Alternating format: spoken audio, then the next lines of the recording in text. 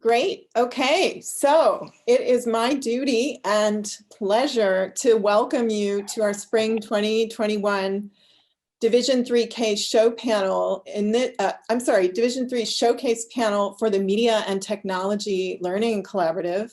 I'm Jennifer Bajorek. I'm an associate professor of comparative literature and visual studies here at Hampshire, and I'm also currently the Dean of Humanities and Arts. I'd like to begin this event with a land acknowledgement. I'd like to acknowledge that the campus of Hampshire College, where I am now, stands on unceded Nonotuck land. I wish to acknowledge the Nonotuck people and all of their ancestors, past, present, and future. I'd also like to acknowledge our neighboring Indigenous nations, the Nipmuc and Wampanoag to the east, the Mohegan and Pequot to the south, the Mohican to the west, and the Abenaki to the north. I wish finally to underscore that land acknowledgement is never enough, but will hopefully serve as a catalyst for deeper reflection and as a reminder, as well as inspiration for future work of healing, decolonization, restitution, and repair. Again, this is the Media and Technology panel. If I understand correctly, there is another panel taking place concurrently for Environments and Change. And this is not that panel. And we have 6 fabulous presenters, soon to be graduates, who are going to share their Division 3s with us today. And I just wanted to take this moment to congratulate all of you. This is a form of congratulations. We're enacting, but this is really a phenomenal achievement to have finished your Div 3 during a COVID year and in quite extraordinary circumstances. So I just wanted to acknowledge that here. Some of you I know personally, and I know of the challenges you've faced, and others I don't, but collectively it seems really important to acknowledge that you've accomplished what is already quite a significant achievement under really difficult circumstances. So here's how we're going to run the session. Without further ado, I will introduce briefly each of the panelists directly before they speak. Each panelist has 10 minutes to give their presentation, then we'll have 5 minutes after each individual presentation for Q&A. If you have a question during Q&A, you may put it either in the Q&A box or in the chat. I'll be looking at both. And again, for the presenters, I will be giving you a 2-minute warning 2 minutes before your 10 minutes are up, and I'll be doing that audibly. Okay, great. So we will go in the order that students appear, that the panelists appear on the program. But again, because one of our panelists, Kaya, is not currently here, we will place Kaya at the end of the sequence. So the order will be Spencer, Dan, Ernie, Nora, and Johari. All right. And each panelist, please don't forget to introduce yourself. Introduce yourself with your gender pronouns if you wish. And then remember, you have screen sharing. So Spencer will be our first presenter, Spencer Cruz-Melfi. And Spencer's title is Into the Markyverse, New Dimensions of Political Fandom and Participatory Culture. Spencer, thank you. Hi, everyone. I'm going to share screen. All right, can everyone see everything? I hope so. So hi everyone, my name is Spencer Cruz-Melfi. I'm a Division 3 student here at Hampshire studying political science and media studies. And today I'm going to be talking to you all a little bit about my Division 3 project entitled Into the Markyverse, New Dimensions of Political Fandom and Participatory Culture. So just a little bit of background, the Markyverse is a fan community that formed on Twitter and a little bit of TikTok of predominantly of young people under the age of 35 surrounding Ed Markey, who is pictured right here at the top.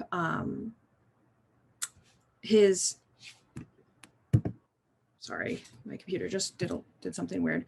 Around his 2020 Senate primary campaign in Massachusetts. So Ed Markey is really a political grandpa, if you will. He has been in politics since the 1970s, has served in the Massachusetts House of Representatives, has also served in the US House of Representatives, and currently serves as the junior senator for Massachusetts in the US Senate with Elizabeth Warren. In 2020, he was challenged, his Senate seat was up for re-election, and he was challenged by Joe Kennedy, pictured to the right, or to the left, excuse me, in the picture in the bottom. And Joe Kennedy is a little bit more moderate than Ed Markey is. Ed Markey is really a champion of progressive policies. He is really in favor of net neutrality, Medicare for all, and is also a co-author of the Green New Deal alongside Alexandria Ocasio-Cortez. So how did I get interested in political fandoms? In high school and in college, I volunteered on a couple local political campaigns where I live. I am from Columbus, Ohio. And one thing I was really interested in when I was volunteering for political campaigns was social media and communications. So that, combined with me being a person who is chronically online, it's honestly embarrassing how much time I spend on the internet and social media. I would say I'm pretty tuned in to what's happening online, especially with the kids these days. That, combined also with the COVID-19 pandemic kind of forcing everyone to be inside over this summer, really forced political campaigns especially to adapt and really go online with their social media strategies. And that was something I noticed as a person online. I actually saw kind of the initial stages of the Markeyverse forming as a person who, is on political Twitter and is, very involved in what's going on in American politics. All of that with, spending my formative teenage years on Tumblr, being a fan of shows like Supernatural and Doctor Who and Sherlock and bands and things like that, reading and writing fan fiction, as well as creating fan art, really kind of made me into who I am today. I'm someone who is really attracted to fandom and fan culture, and it's just somewhere where I feel like I can really thrive and be myself. So all of that together is really how this project came together and why I decided to do it. And so my thesis for my Division 3 project is that the future of political participation is going to look like how fandoms and fans engage with media and each other. And so just to kind of go over some terms here, I'm taking political participation to mean something a lot more than what a lot of folks think of. So traditionally, political participation is understood as, canvassing door to door, like phone calls with constituents and voters, volunteering for a political campaign, voting and doing your civic duty. But I take it to mean much more. And I take it to be as sort of a mediated relationship between a political campaign or politics in general and people. And on the other hand, I also am thinking about fans as sort of, people who maintain passionate connection to popular media and assert their identity through media. And fandom, I see as sort of the social affiliation that arises from this passionate connection between folks. And so in other words, I am kind of proposing that the Markeyverse is an indicator of what we'll see more in politics, and that is impassioned people connecting like fans do. And so my div, while I obviously can't talk all about it right now, in my div, I go over how the Markey campaign and Markey himself strategically formed an identity that was appealing to young people, which influenced the formation of the Markeyverse as a political fandom.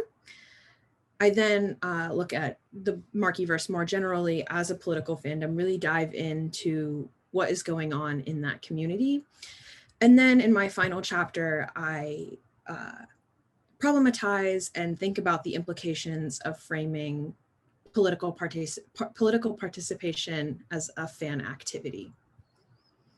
So to approach this, this argument, I come from fan studies, which is sort of a new and emerging field from cultural and media studies, which strives to understand fans' cultural production, as well as how fans function as an audience in the most general way. I'm also coming from political science. I spent my Div 1, my Div 2 mainly focusing on political theory and media studies. And so that's kind of where I'm coming from here. To do this research, I conducted a digital ethnography. And that's kind of what I take as fancy word for I'm doing online research, basically. So to do this research, I really tried to immerse myself in the fan community of the Markyverse. I spent a lot of time scrolling through Twitter, and utilizing software and programming. I was able to download over 5,000 tweets that mentioned the Markyverse or were in reply to a tweet about the Markyverse. And with that, I had a ton of textual content that I thematically organized to sort of try to get a better picture of what was going on. And in tandem with that, I also conducted interviews with folks who are fans of Marky, as well as people who were adjacent either to the Markyverse or were part of the campaign in some way. So what is the Markyverse? That's kind of a complicated question to answer because a lot of different people in the research that I did defined it as something different. So some folks really only said it was the fan accounts. So the fan accounts were people like the Quab and Res for Ed, or Frogs for Ed, or Students for Marky, or Scorpios for Marky. And there were all of these different fan accounts. And I believe at one point there were over 100 fan accounts for Ed Marky on Twitter. And so some people just thought that it was the fan accounts. Other people thought that it was included organizations like Planned Parenthood and Justice Democrats, as well as the Sunrise Movement, as well, and also Alexandria Ocasio-Cortez and celebrities like Jonathan Van Ness. So it's really kind of like a fluid group. And it's not necessarily just defined by being like a fan account or, you know, being someone who follows Ed Marky. So one thing that was really interesting that I found was that there was immense like productivity and consumption amongst Marky fans. One thing that was produced a lot were things called fan cams. And so fan cams are short form videos that are like just juxtapositions of different clips of usually one person set to music. And the fan cams are really to show admiration and appreciation for someone. And so with these fan cams, they were wildly popular. You can see that this one, I added this screenshot this morning, had over 14,000 views on Twitter, which is kind of a lot. And these fan cams generated a ton of attention toward Marky and his campaign. And there was also a lot of organizing that would go on within the comments of these fan cams because they were so popular. And that's honestly also how I found out about Marky, was through memes and fan cams. And another thing that was really a big part of the Markyverse were memes. People used memes to not only talk about the Markyverse itself, but also to talk about Ed Marky and his policies. And one of my favorite memes that kind of came out was this: John F. Kennedy endorses Ed Marky for re-election. So Joe Kennedy, who was running against Ed Marky, is JFK's, I think, great grandson, not great grandson, but great nephew or something like that. And so it was just really funny that people would say like, oh, John F. Kennedy endorses Ed Marky, and then would write something in this red space here. Usually it was pretty crass, and this was the least gross one that I could find. But in all, these memes really were there to convey political ideas, sensibilities, and opinions, and became sort of a mode through which the Ed Marky campaign not only communicated with voters, but how voters communicated with the campaign. In conclusion, memes are only one aspect of of the Markyverse that I was able to cover here, but I think in the future there will be many more political fandoms, and we're already sort of seeing political fandoms form, whether or not they are named like the Markyverse. And a lot of times, politicians and campaigns are going to need to become much more aware of pop culture fans and how young people organize and interact with media as time goes on. Thank you all for watching. I would like to thank my committee, Michelle Hardesty and Christian Frani, for supporting my work, my friends, my family. Thank you all so much. Thank you, Spencer. So we do have time for questions. That was almost exactly 10 minutes. So I'm really impressed by that alone. I, of course, have my own questions, but we're going to open it up to the floor. And remember, you may put questions in the chat, depending on where you're sitting, in the chat, in the Q&A. I know some of your committee, maybe your whole committee is here. They will be working hard not to ask you questions. We're getting a lot of incredible comments in the chat, but no questions so far. Nora, just to answer your quick question in the chat, I will be putting it in the archive, so look forward to that.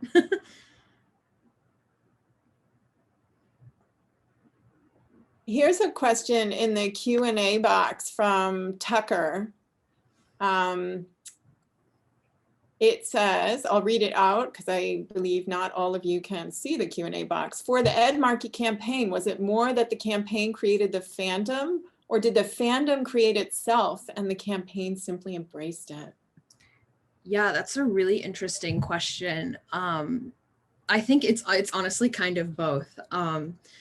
I think on one hand, the Markey campaign, it's a campaign. Their job is to sort of, create this identity for Ed Markey. And I think that the identity that the Ed Markey campaign created for Markey himself really encouraged and really made him a little bit more visible, if you will, and sort of created the fandom, but then the fandom really exploded without any help from the campaign. And then the campaign, embraced it. They're not going to push something. It would be bad of them. It would have been bad of them to push away this fan community that's ultimately helping them. So now we've got questions pouring in. Can you give another example of political fandom? Is a question from Flynn. And then another short one, I'm going to add to that. Maybe you can take two at a time. What is the next political campaign / politician you'd like to investigate?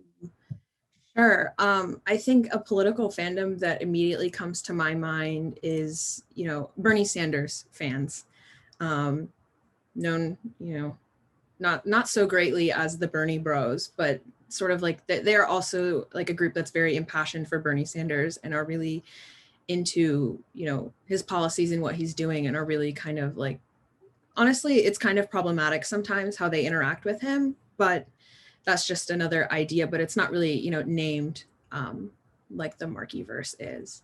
And to answer Harper's question about the next political campaign / politician, I think something that's really interesting that I would like to study is the fandom that's sort of formed around Kamala Harris and sort of like this girl boss type, there's really some really interesting dynamics happening there that's not necessarily really been investigated yet. Two more questions in the chat. Maybe there's just enough time. Do you think that political fandoms are a good thing or a bad thing, or neither? That's from Molly Dent. And then Dan's question, do you feel like this is kind of an alternate form of the 4chan QAnon right-wing shitposting targeted harassment? Yeah, so to answer Molly's question, I don't think that they're necessarily a good thing.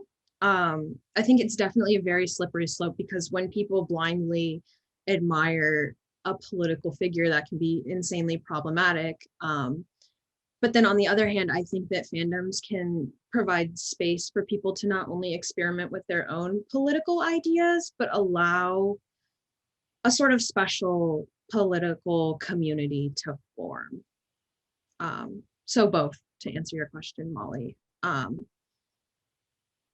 And Dan, do I think that this is an alternate form of 4chan, QAnon, right-wing shitposting, targeted harassment? That's really interesting. I honestly haven't really thought about like the right-wing aspect of political fandom, but it's definitely something that folks are studying. I read a piece a while ago that talked about 4chan, QAnon as like a political fandom. So again, that's sort of like that could be a bad side of it.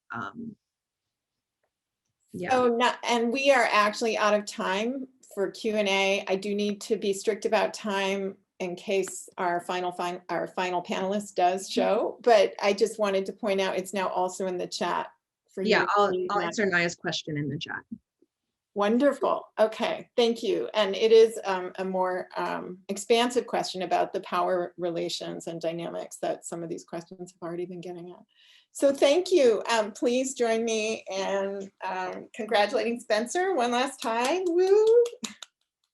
Virtual applause. So now we're going to move on to our next panelist, who will be Daniel Allen. And Dan's project is called Unschooled, an Animatic. Dan. Hi. Yeah, thank you guys for having me. Yeah, I guess I'll just start. My project is a animatic. I'm gonna share the kind of first few minutes of it. It's a bit long and I don't want to show the whole thing, but it's all on YouTube if people afterwards want to watch. I'd love to get, if people are interested, love to see what they think. I'm gonna break down kind of the process that went into making the whole thing, and then I will have questions. So yeah, let me share the screen. And let's see. Yes, we're good. Well, I'm going to share about the first 5 minutes of this.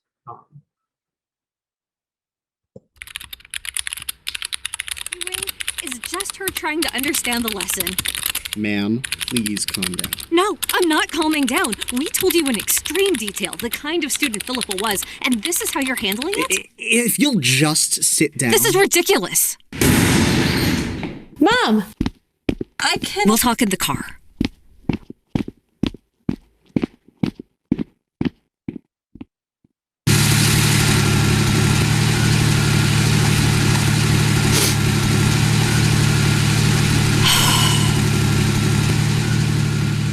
Don't worry, Philippa. We'll figure this out. This is my fault, isn't it? No! I'm sorry. I didn't mean to yell. It's just, this is not your fault, Philippa. And I don't want you blaming yourself, okay? Okay. And you know what? I bet this time tomorrow we'll have everything sorted out. ADD. Dyslexia. ADHD. Executive functioning disorder. Try these pills. Use this worksheet. Read this book. Go to this website. And you can read more in the brochure. Sit up straight. And if you're ready, we can get started on the tour. Yes, we'd love to. Isn't that right? Philippa? Huh? Here at Achievement Prep, we strive towards excellence. Our coursework is light and engaging. We have some of the best food in the state. Wow. And of course, we specialize in troubled students.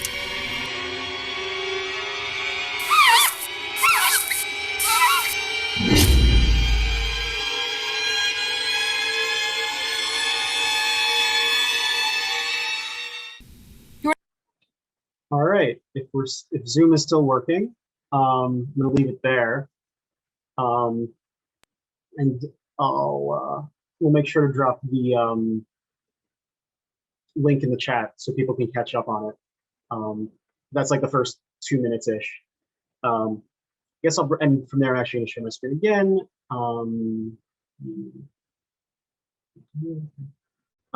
Please excuse the amount of tabs I have open. But I'm going to start with just showing some rough, or what is it, some concept art.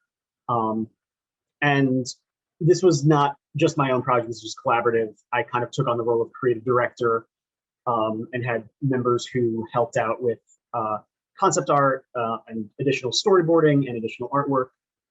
But these are some kind of early concept arts, drawn on paper, some early character sketches, if they want to load.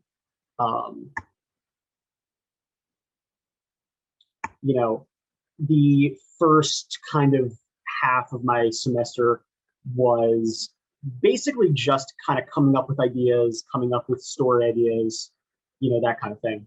And a lot of that was just a process of drawing, seeing what I liked, seeing what my team liked, and going from there. Some of these characters got used, some of them got altered, some of them got, slightly changed in the final product. These are all mine. I'll show you some of the other people's. If any people know Eva, they also worked on my div, did really cool stuff.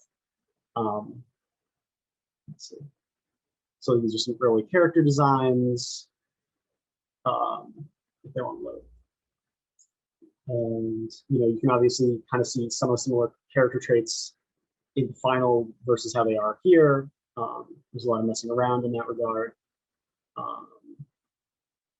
And then from there, we got into rough storyboards, which are, basically what you kind of make to figure out what you want it to look like after the fact. You take that and then you clean it up. So let me see if I have I'm trying to find the roughest versions possible to show you kind of that progression. Let's see. Yeah, these are some good examples. You can see they're very scratchy, very, undefined, sometimes hard to read. And the idea behind these is just getting them done as quickly as possible and, as basically the minimum amount of work for the most amount of understanding. And so here are some I did on paper that I then scanned in the computer. Here, that's this one shot from earlier, the run, the very ominous run. And so, you get kind of that. Yeah, these are old as hell. And you can kind of see how they've evolved, start with just these little doodles. And a lot of this is also subject to editing, they'll be started as one thing, and then you take it into editing, and you might think they need to be rearranged slightly, and so you do that, and various other little things. And so once we did that, we would go through some revisions, say, okay, the blocking on this shot is a little iffy, the way the staging looks is kind of weird. These are some really old ones. You can really see, again, you can kind of see the seeds of what would be made in their very rough form. And then from there, it was, revised upon. And so,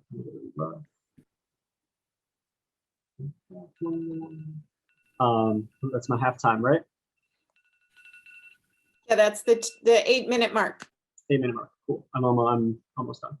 But yeah, then it was a process of cleaning it up, and I tried to keep it as organized as possible because the work was split. I wasn't doing it on my own. I had people helping me with the final cleanup. If scenes needed to be revised or tuned up, I would often get help with it.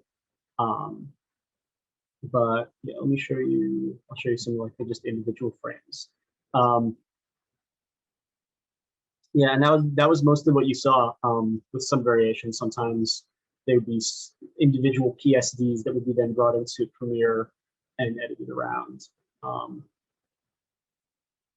And yeah, that was kind of the process. And then, there's also, the process of getting audio and worked with some voice actors, one of which is Nora, who is presenting, I think, after me, either directly or someone in between, but Nora voiced the main character, Philippa, and did a very good job of that. And then it was just, editing music, putting it all together. So I'll stop sharing now because that's about all I have to say. And now I'll take questions if you have them, or yeah, however this works. Fantastic. We have a little more than 5 minutes because you took a little less than 10 in total. So shoot, we have, here's one from Harper in the Q&A. How long did this entire project take to finish, from initial idea to finished video? So, I mean, it's kind of a hard question. Basically, my entire first semester was just figuring out what I wanted to make, right?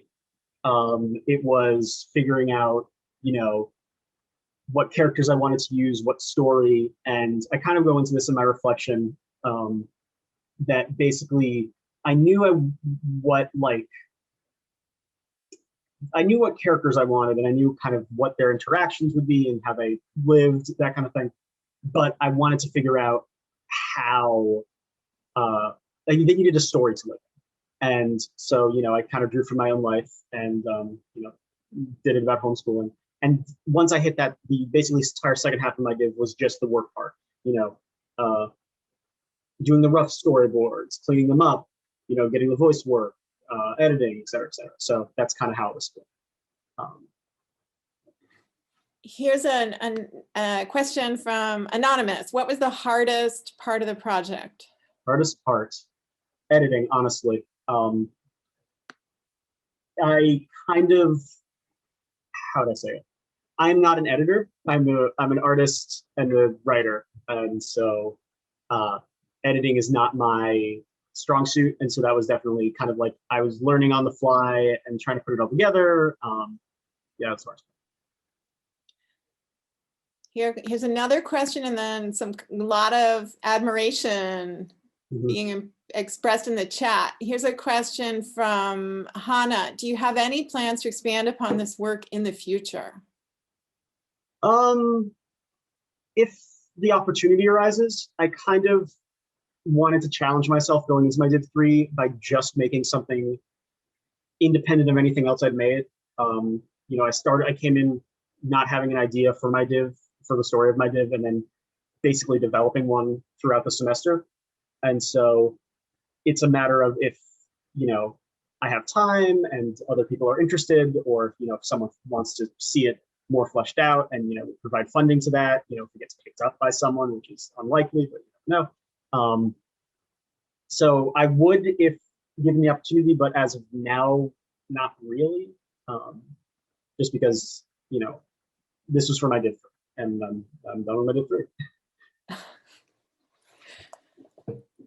I have a question about a comment that you made in passing, Dan, about this minimalist aesthetic or principle. You said this really striking thing about putting in a minimum amount of work for the most understanding, or to get a maximum of understanding. Yeah. I'm really struck by that phrase, and I'm also struck by the way this principle has maybe moved through your work more generally. I had the pleasure of seeing some of your Div 2 portfolio and some of your drawings and so on in that portfolio, and I'm just wondering if you could talk about that. Yeah. So generally speaking, animation as a medium, there is a economy of frames, essentially. If you're doing something very traditionally 2D hand-drawn, every frame has to be drawn on its own, right? And that's, an incredible undertaking that very rarely happens nowadays due to technological advancements and just the industry.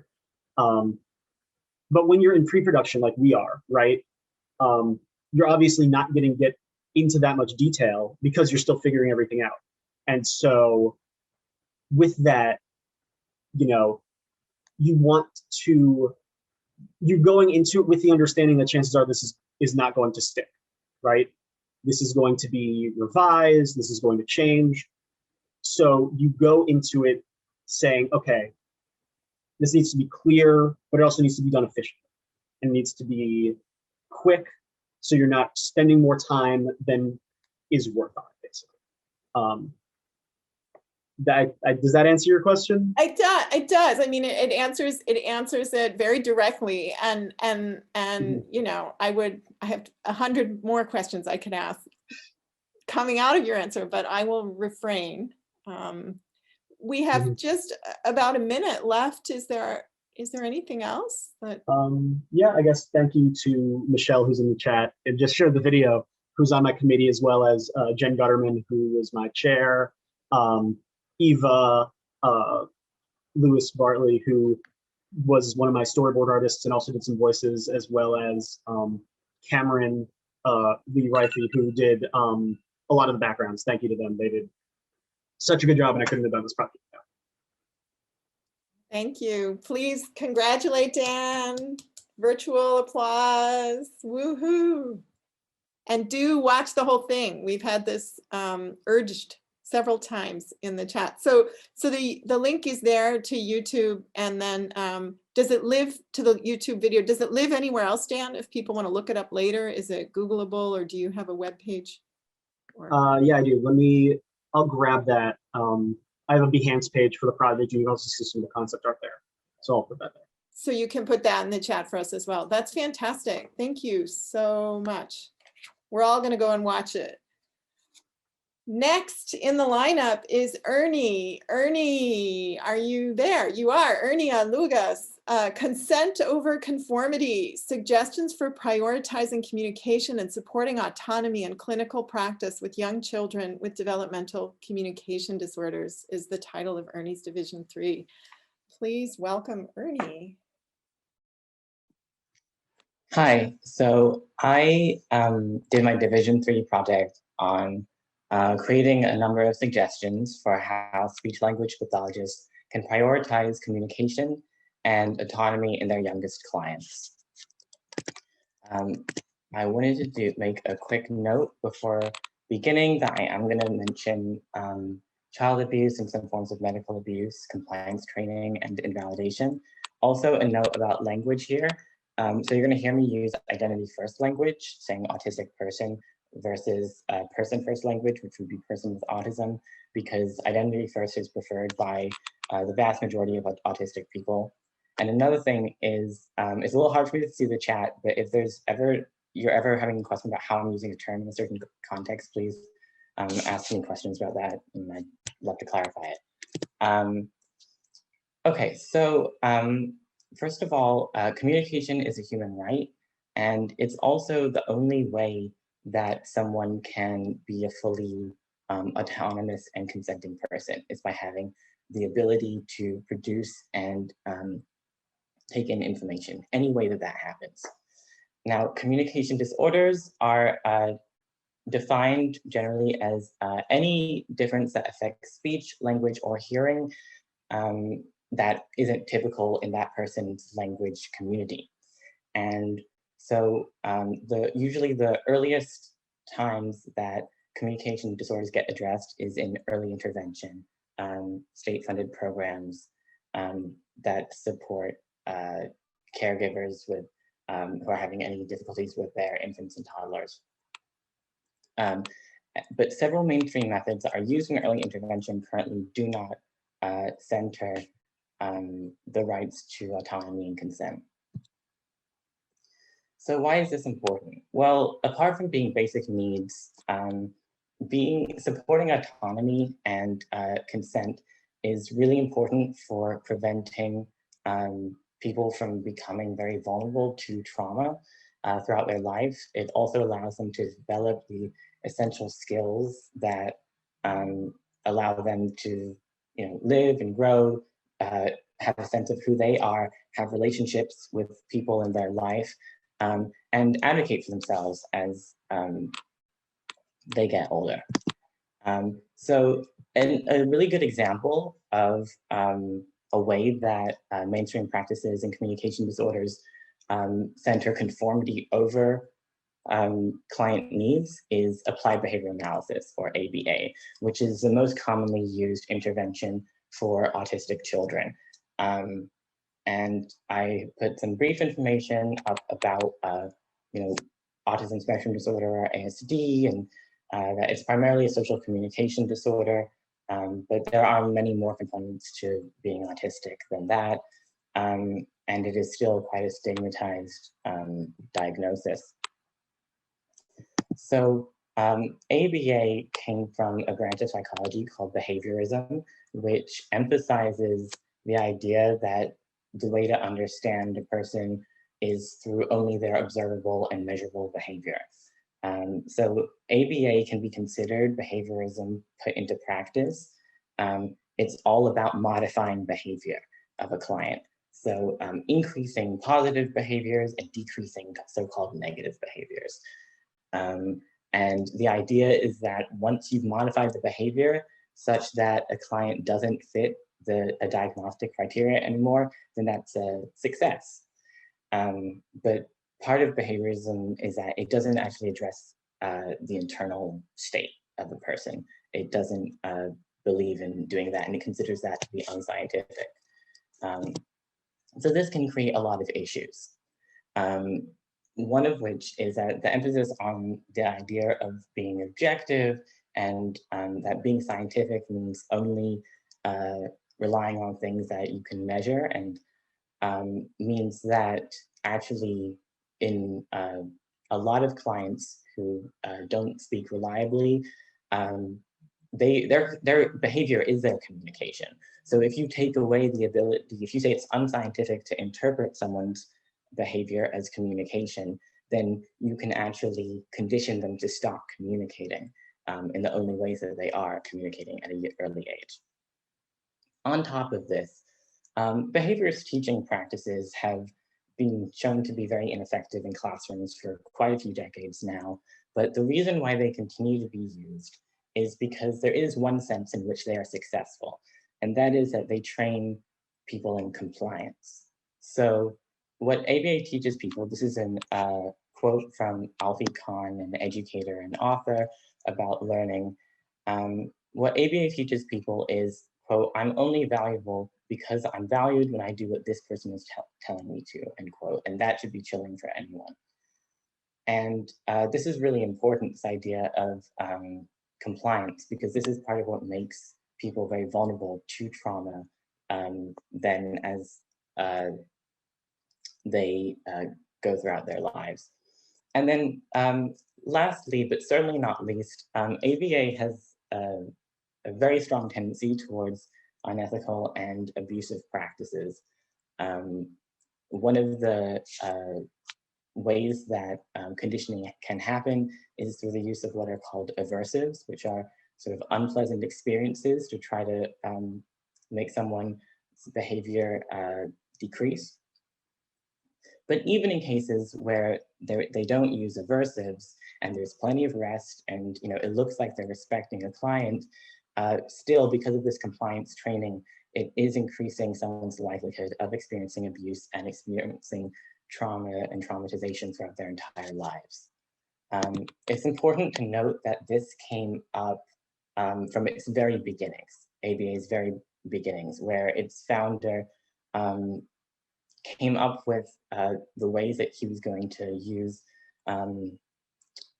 aversives on clients, his clients being children and teenagers who had aggressive and self-injurious behaviors, and how, as you can see in this quote, he one day sort of instinctively just, or instinctively, he reacted to a 16-year-old girl who was hitting herself by hitting her, and it sort of shocked her out of doing it for a few moments.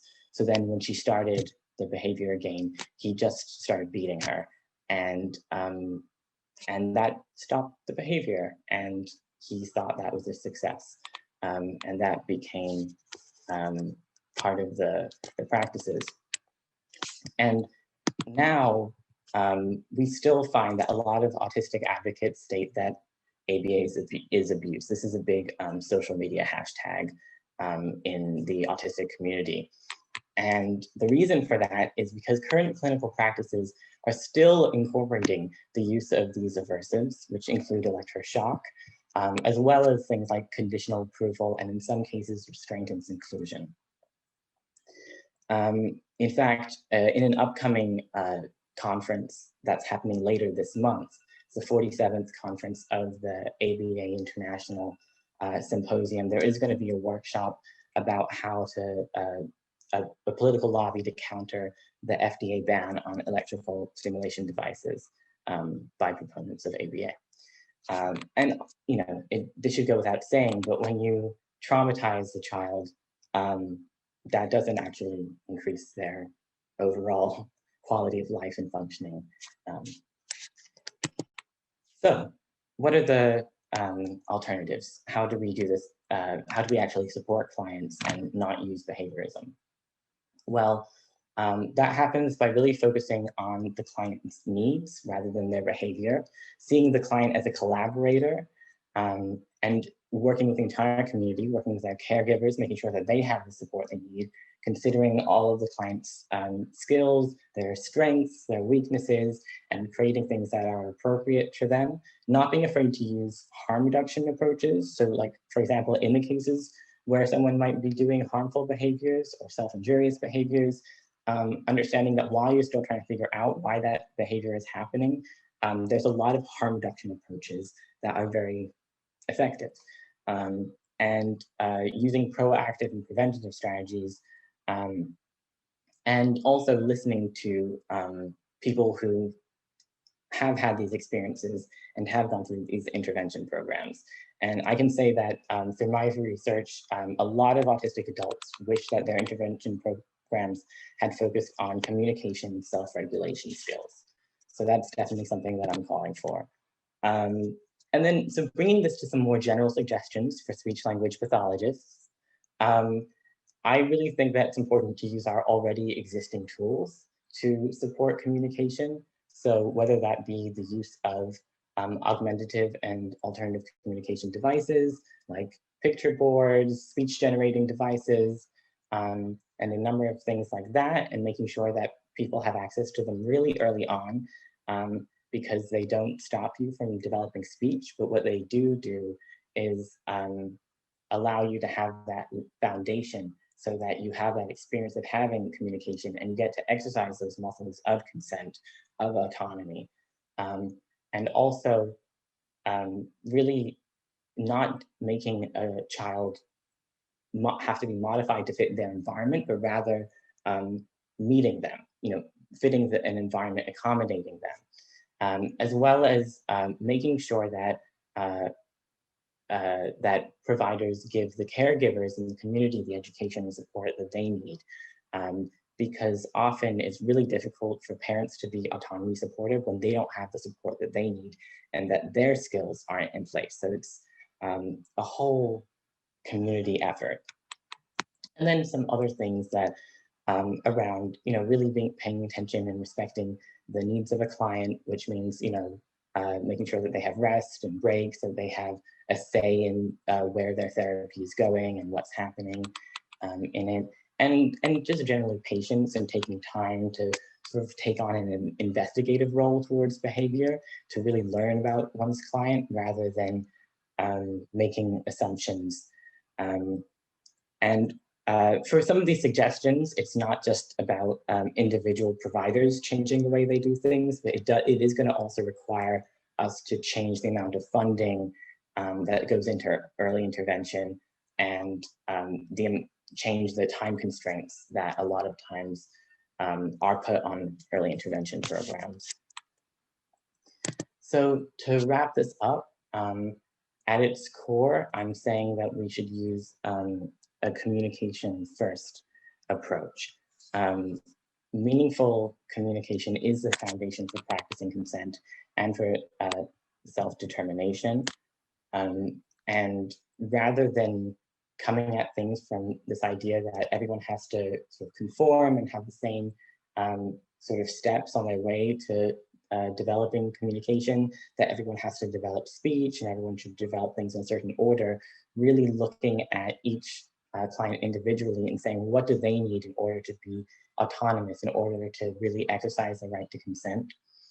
And really embracing the fact that we do just live in a world where there's many variations of the way that people coming to this world, that there is neurodiversity, and not to think of disability and difference as something that's a flaw, something that simply just needs to be fixed, but that these are just really natural things. So we just need to make sure that everyone has the supports that they need from the very beginning of their life, to make sure that they have access to really good communication skills, and that those skills can let them be people who have autonomy and can prevent the trauma that's really very prevalent in these populations right now.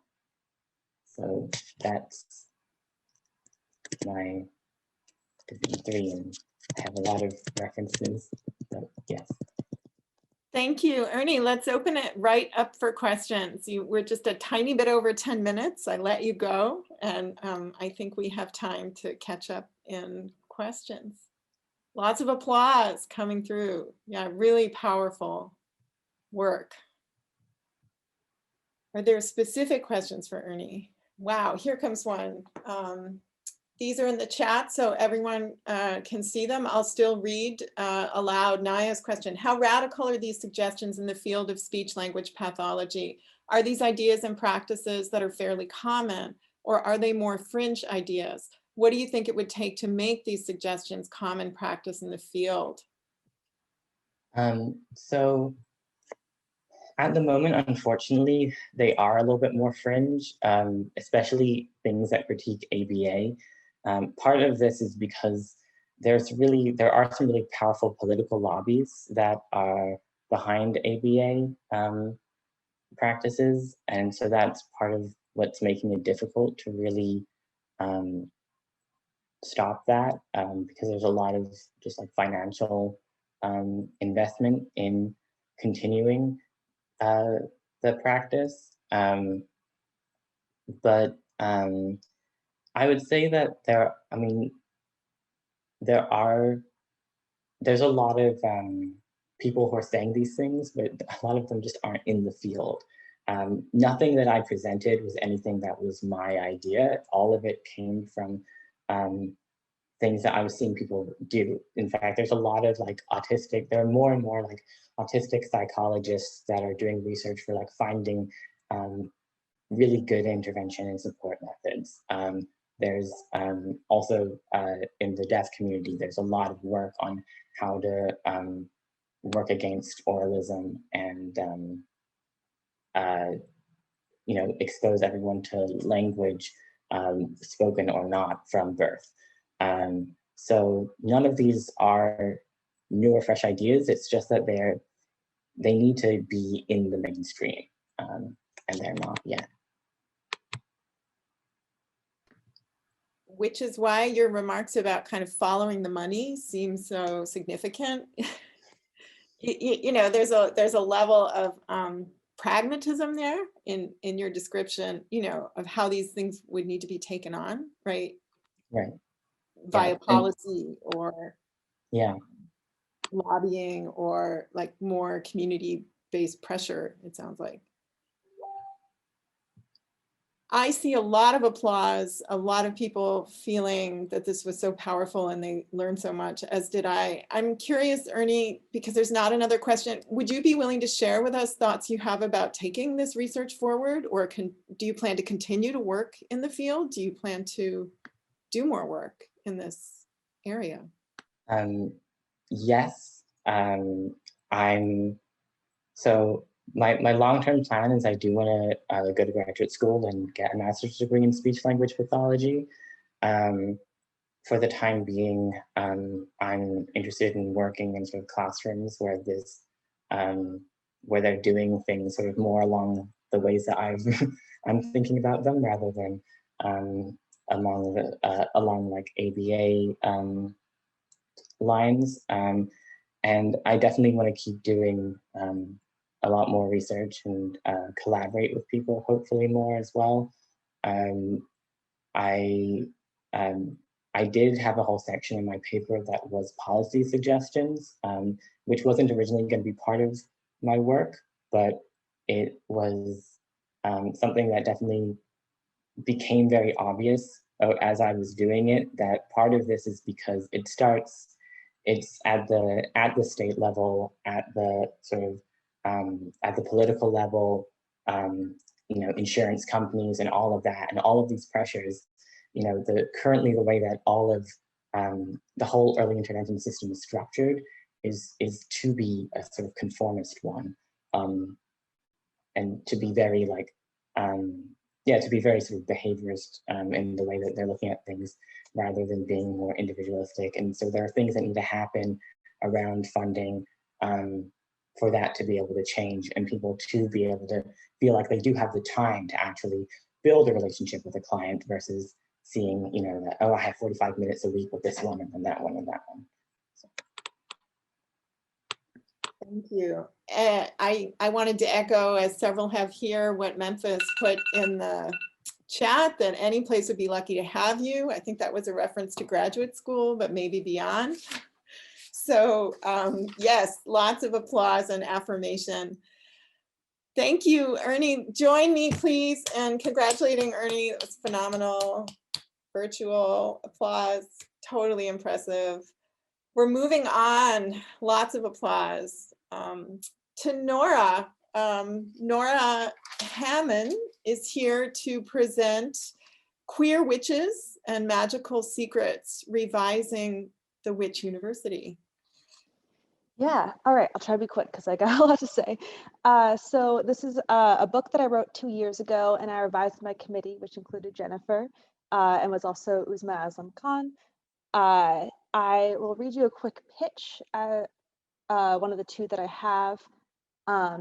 To Sam, starting college means finally being her artistic self, but the school is not what it seems, and witchcraft, secrets, and religious leaders all threaten her identity and her life as she attempts to navigate this new world. I'm going to be reading a part from the middle of my first chapter to the end of it. So for some context, it is day 1 of orientation at Unethical University, where Sam is starting. Sam and Serafina are new friends. They live next to each other on the same hall. There are 2 mysteries in the air. One is the midnight event, which is in the orientation booklet, but has very little descriptor to it, and a spooky looking building unlabeled on the campus map. And they're about to go to art and free food, which I will start with.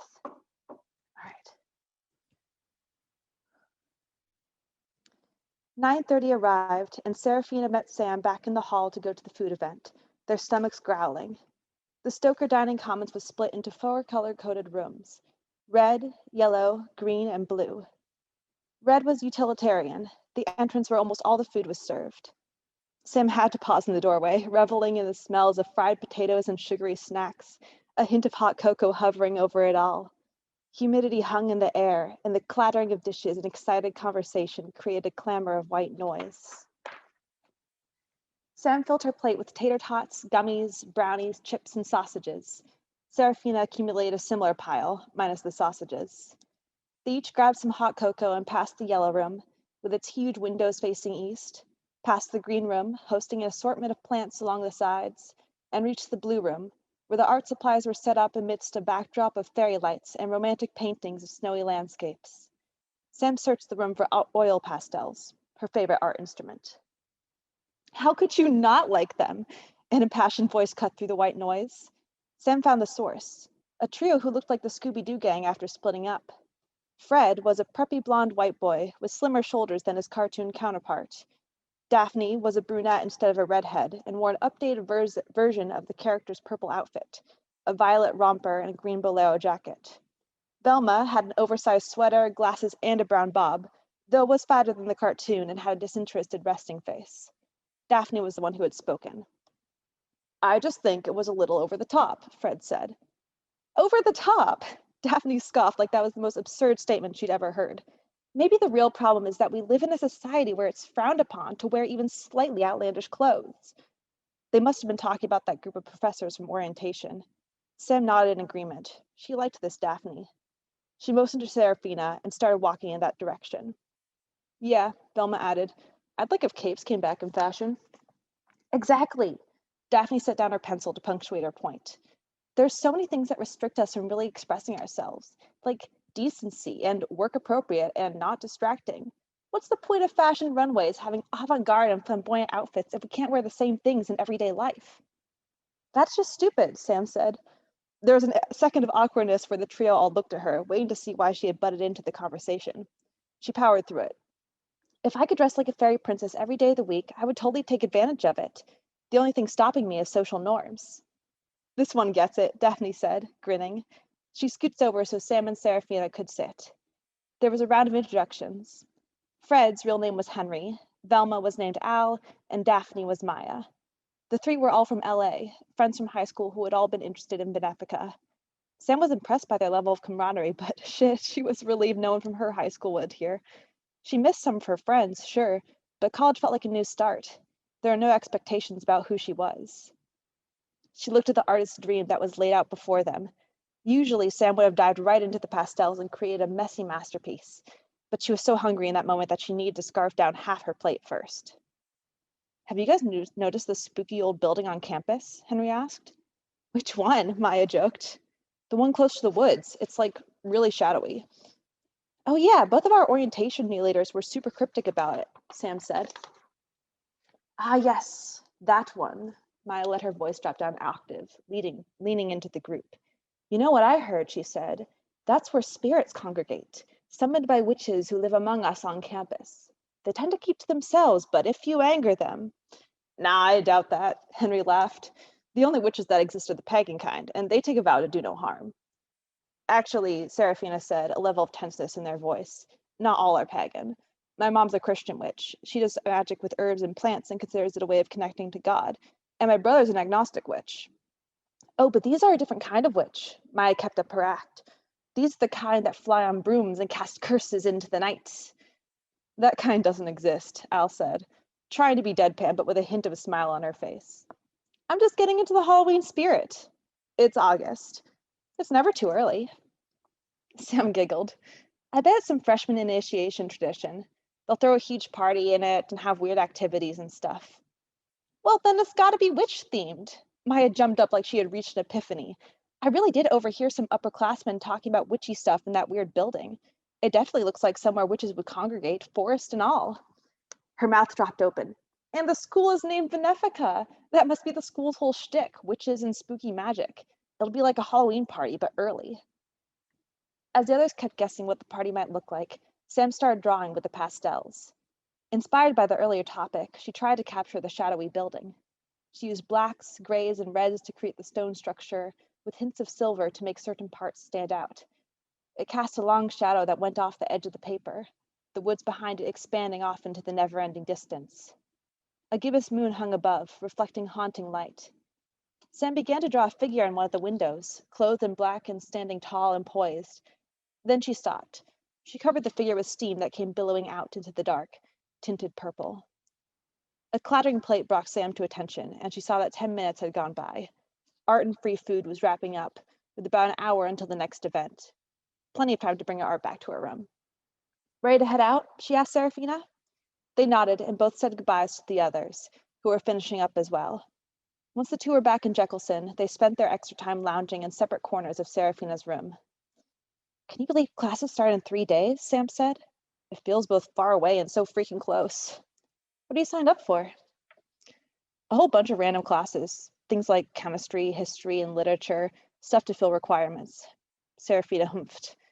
I feel like I'm missing something. Like there's a class I really want to be taking, but I haven't found it on the course list yet. Oh yeah? Not just the courses, this whole school. I swear if I just dig deep enough, I could find whatever secret it has going on. Sam nodded. Honestly, the more I think about it, the more it makes sense this school has like a witch theme or something. The only thing I can't figure out is why they wouldn't advertise it. That would have just made me even more sure of my decision. The two sat for a moment, quiet and observing, but this air of mystery stuck in Sam's mind, turning over and over. Could there be some secret society or parts of the school's past that could only be found in the oldest buildings? The library definitely seemed to be hiding something away, but she hadn't even seen it. It might be Dollar in person. There was one building, however, that oozed intrigue and secrecy. Want to check out that spooky building? Sam said.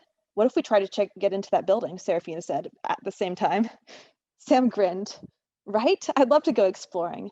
Also, if there is something mysterious going on with the school, we might be able to learn more about it. And if they're planning an initiation party, we can crash it. Serafina rested their chin on their clasped hands. That is, if the door is unlocked, which would indicate there's something going on there. If it's locked, we could try and pick the lock. Serafina raised their eyebrows at Sam. I like your thinking.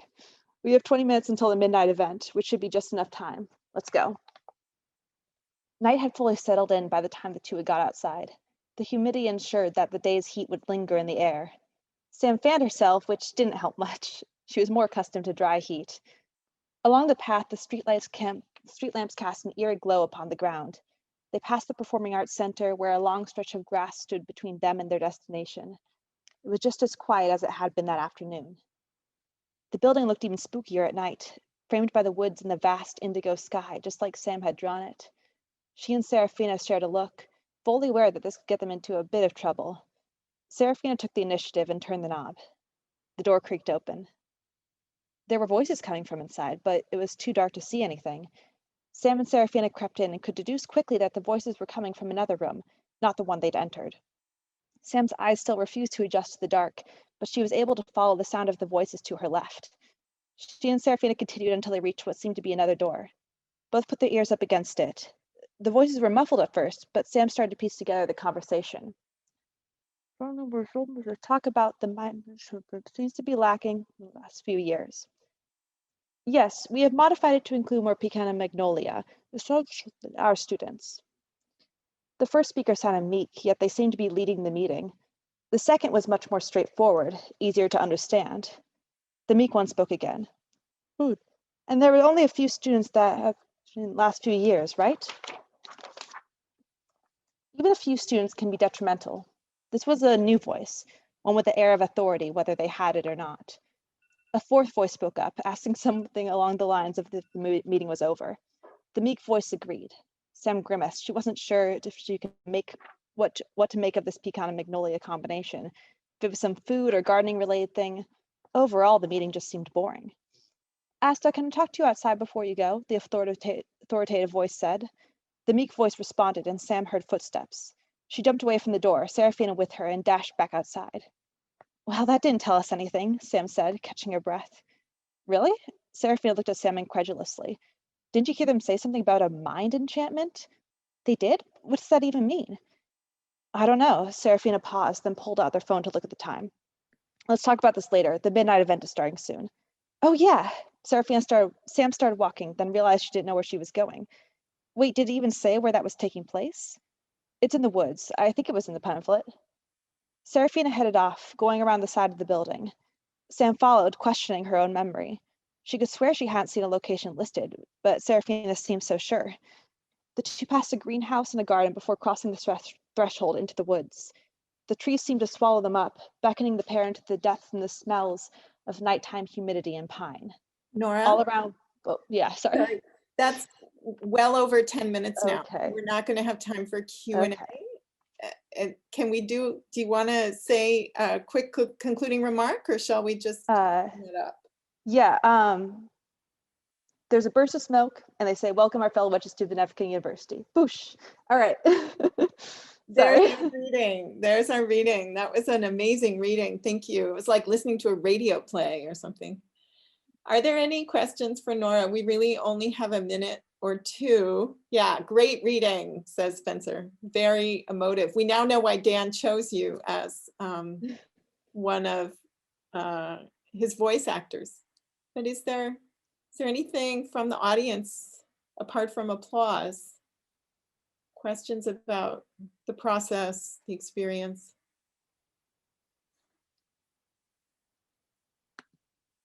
The overarching, lots of yay, lots of awesome. The last thing I read of yours was short fiction. Yeah, so this is a monumentally long work, right? In your vision for the continued writing. When can we read the whole thing? All that I have done for Div 3, I will put on the archive. Regarding the whole thing, that is unsure. You'll have to wait until I get published, which may be in a few years, but that is my hope eventually.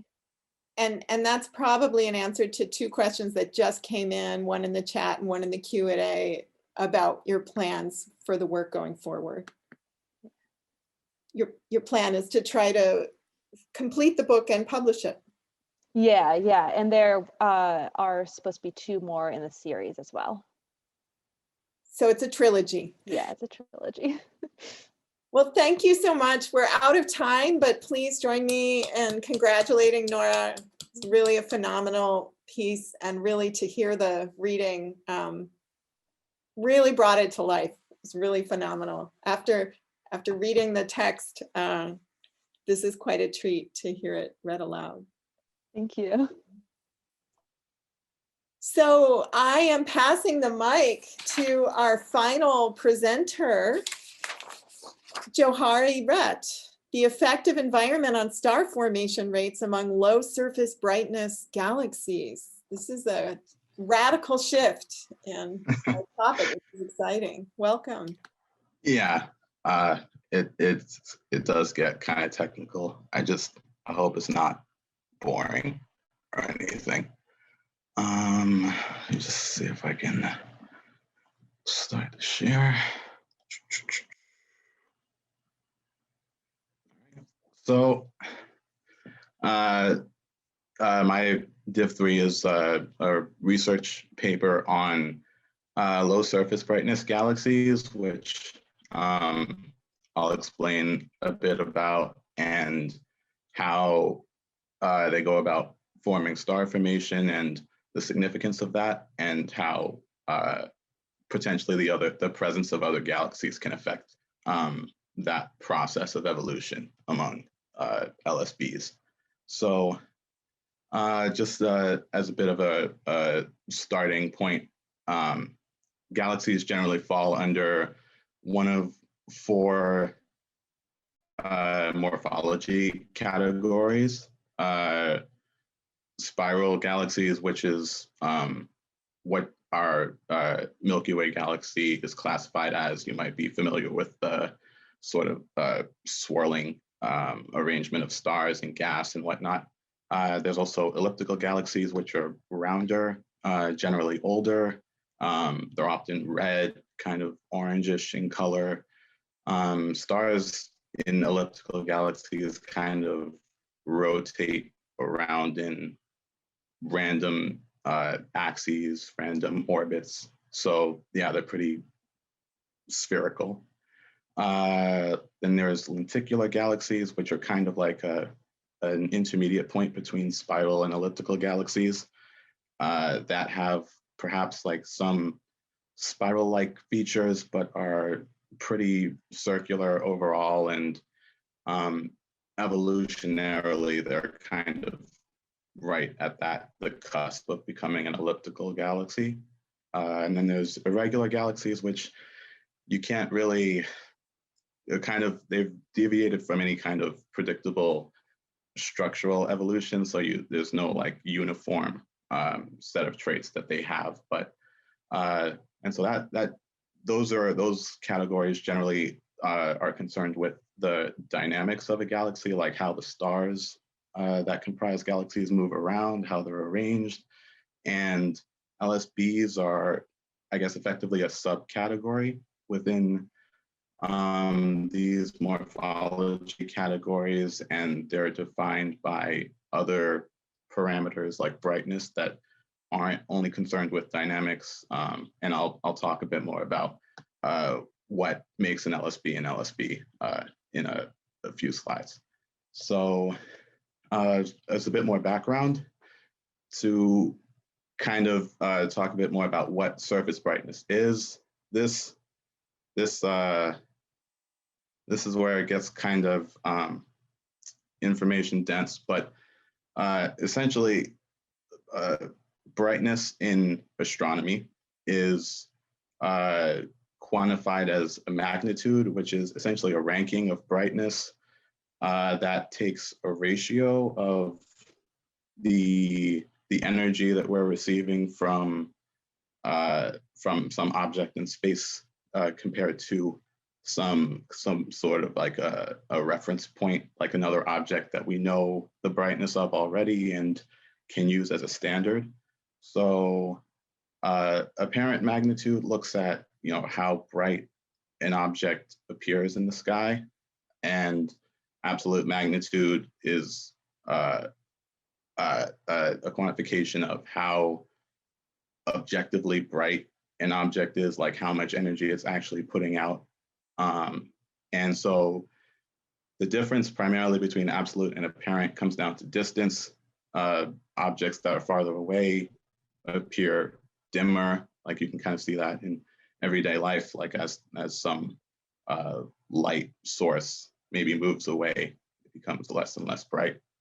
And so surface brightness specifically can also be expressed as a magnitude, but with surface brightness, you're looking at the energy received from like each little patch of some kind of surface.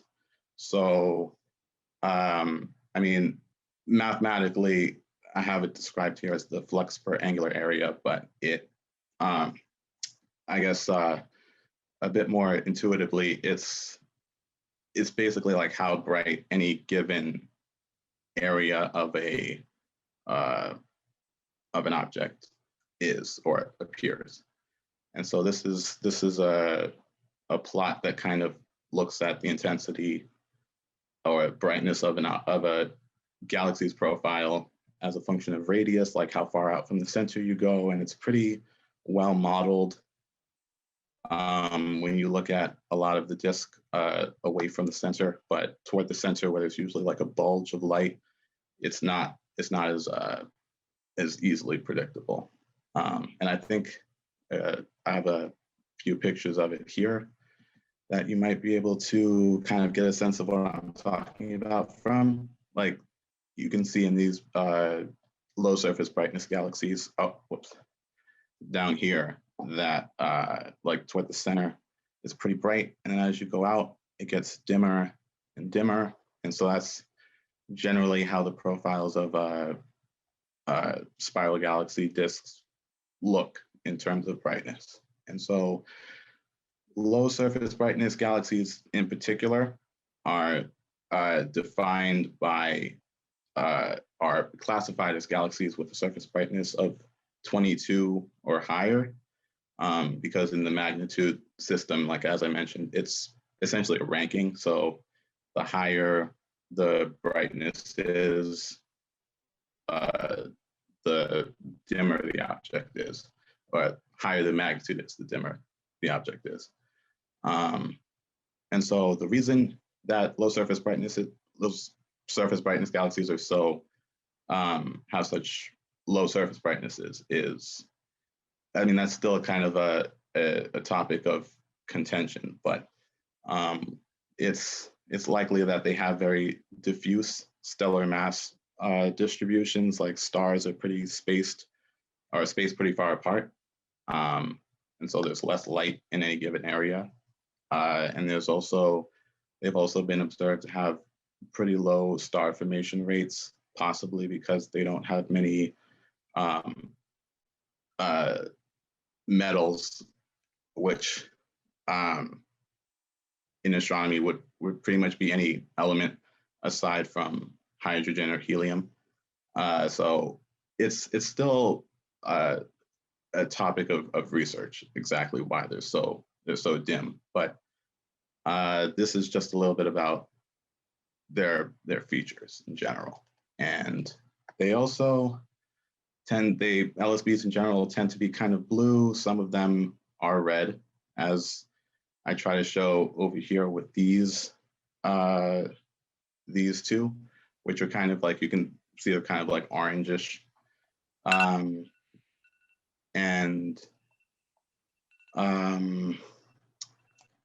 I think, so they do typically have pretty massive stars in their populations, and also tend to have some active star formation, but not as much as normal galaxies. And as far as like the actual rotation of their disks, they tend to rotate a little slower than normal spirals, but that's just because like there's less mass at a given radius, and so there's not as much gravitational force driving that rotation. And so they're significant because they are potentially a very common galaxy population. Since hard to observe because of how dim they are. There may be a whole bunch of them out there at large distances, and we just can't see them. And their star formation process, which differs from typical galaxies, could tell us a bit more about their evolution of galaxies in general, or like sort of the dynamics of star formation. And so my research is mostly concerned with the second point, like what kinds of factors affect star formation in LSBs, what makes them different from normal galaxies. And so interaction between galaxies is a common disruptor or accelerator of star formation in practice. So I kind of try to focus my research on those interactions and the environment that the galaxies are in. And how much time do I have left? Because I think You're basically right at 10 minutes. okay. I think I could probably probably blow through the next parts. Let's see. So what I found was that a lot of galaxies, a lot of these LSBs have relatively few neighbors. I made some plots of the data that I have on 57 LSBs that look at how many galaxies they have within a 2.5 megaparsec radius, which is pretty, it's kind of a large area to look at, but galaxies are also pretty big and there's a lot of empty space between them on average. So, and so I also looked at how close those neighbors are, and I found that a lot of them tend to be relatively close, like within half a parsec or 1 parsec. And so what that says to me is that, a lot of these LSBs do have relatively close neighbors that maybe have affected their evolution. That was my initial interpretation of this. And so what I actually probably don't have time to go through all this, but the conclusions that I reached basically are that the number of neighboring galaxies probably doesn't have a significant effect on their star formation. But what I did find through some of my other data analysis was that depending on the mass of the LSB, existing models of star formation rates may not be as accurate, like for less massive or more massive LSBs than average. The model sometimes overestimates or underestimates those rates.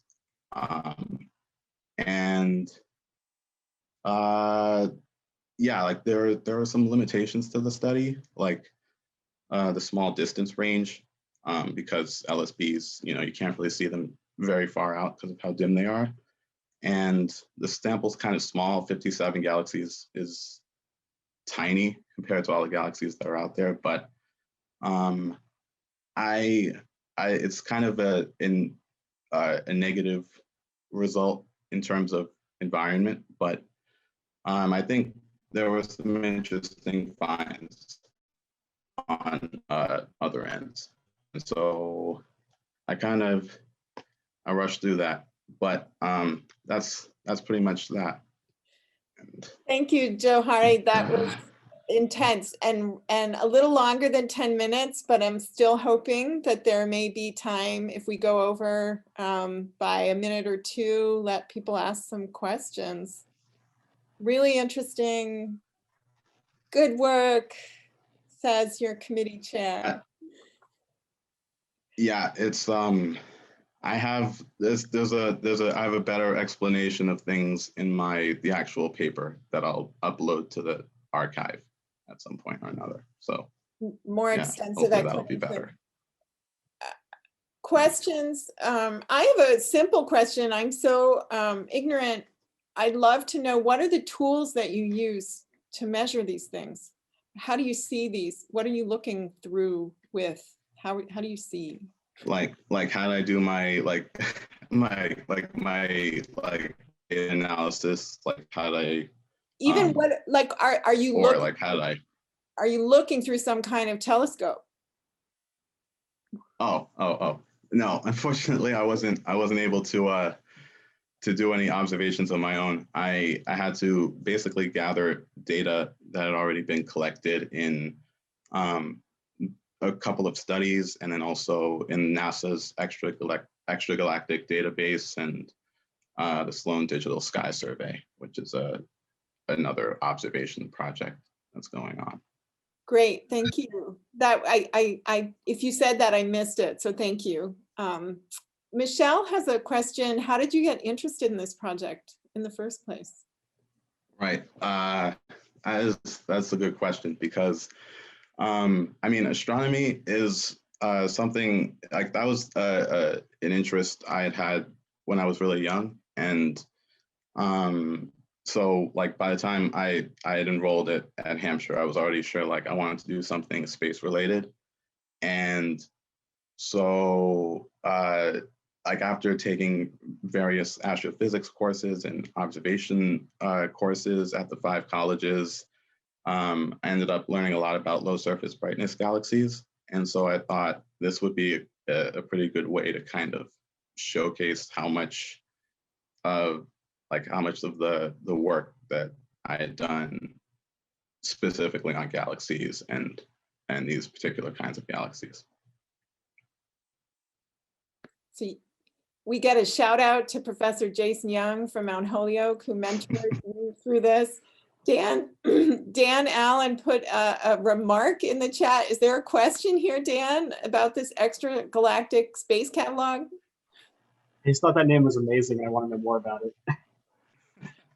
Yeah, yeah, it's an archive that NASA is that they maintain and compiled that has quite a bit of information on really a lot of different kinds of objects in space. It's insane just how much information they've collected in it. There's I have a link to that, and also the Sloan Digital Sky Survey's site, which is where I got some other data like the images, and those are included in the thesis that will be uploaded at some point in the near future. I need to organize that a little better, but. We have a question from Ernie as well, your co-panelist. Ernie says in the chat, really interesting work. How did you determine that the standard model over/underestimates the more or less massive systems? Oh, yeah, that's a really interesting question. So I think it might be, you know, I'm not gonna pull it back up, but so what I did was I took a ratio of the star formation rate that I had measured for the galaxies in my sample, between that and the star formation estimated by a model that I got from a study performed by David Elbaz and his team back in 2007. And so what I found was that that ratio of sort of actual SFR to predicted SFR would basically increase with stellar mass. And so at at higher stellar masses, the ratio would be higher than 1. So like the actual star formation rate, which means that the actual star formation rate is greater than what was predicted. And then for lower stellar masses, the ratio is less than 1. So the actual star formation rate is lower than predicted. And so that was a really interesting result that I wasn't intending to find, but yeah. Maybe we can take one last question. These two, I think, are related. Dan is asking, when is NASA going to hire you? And Naya's version of that question is, where do you want to go from here in your space research journey? What's coming next? Yeah, so right now, there's a pre-doctoral program at Columbia that I'm waiting to hear back from, that I'm hoping I can get into as a way to sort of like get a more like kind of work on my fundamentals and whatnot before moving on to grad school.